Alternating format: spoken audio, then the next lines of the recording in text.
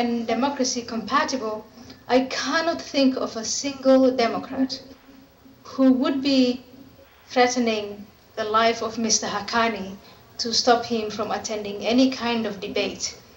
And my absence tonight in Mexico demonstrates, illustrates the fact that Islam and democracy are so incompatible that those who want to practice pure Islam make it impossible for me to attend a debate with Mr. Haqqani.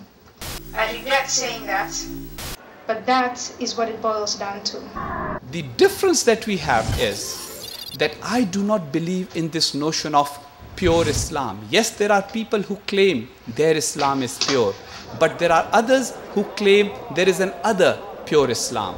So the question should not be phrased as, is Islam compatible with democracy? But phrased as, why is it that a majority of the Muslim world does not have democracy? That is an empirically accessible question. That is a political question. That is a sociological question. When people try to create a dichotomy between Islam and democracy, or Islam and modernity, or Islam and miniskirts, all of those are false dichotomies because they reduce it all to a theological argument, and the world of theology has more arguments than any other part of human existence.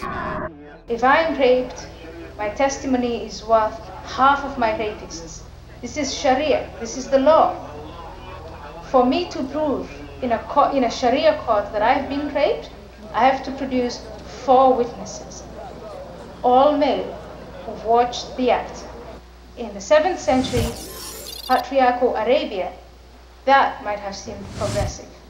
But in the 21st century context, when we have discovered and are trying to establish in many parts of the world, and in democratic parts, human rights are established, I do not want to go backward. But there is no empirical evidence that every Muslim who is inspired by Islam wakes up in the morning thinking of, who am I going to kill today?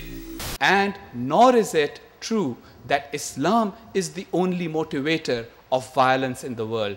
I will also argue that those people who threaten you are acting in the name of Islam. It is not an integral part of Islam that they should threaten you. And to make it sound as if it's an integral part of Islam is an injustice to those of us who are trying to mobilize the Muslim world in a democratic manner, in a reformist manner, in a liberal manner, and in a manner in which it becomes more compatible with the rest of the world rather than less compatible. The reason why people, regardless of their race, their color, their language, their geography, and are now fans of bin Laden is because what he is saying is consistent with what is in the holy scriptures of the Muslims, the Quran and the example of the Prophet Muhammad. So, yes, Ambassador Haqqani, he is right. It is political, but it's politics inspired in the name of Islam. It is sociology inspired in Islam. Attitudes to women drawn from the Quran and from the example of the Prophet. The best thing we can do is identify Muslims universally as human beings like us, endowed with reason, and identify Islam as a set of beliefs to be incompatible with the notions of freedom and with democracy, and scrutinize and criticize Islam as such. My point is that Ayaan, Hirsi Ali, and many other people use the word Islam to describe a group within Islam. It is like using the word Christian for one man or a small group of people. So there are various relationships between people and their faith.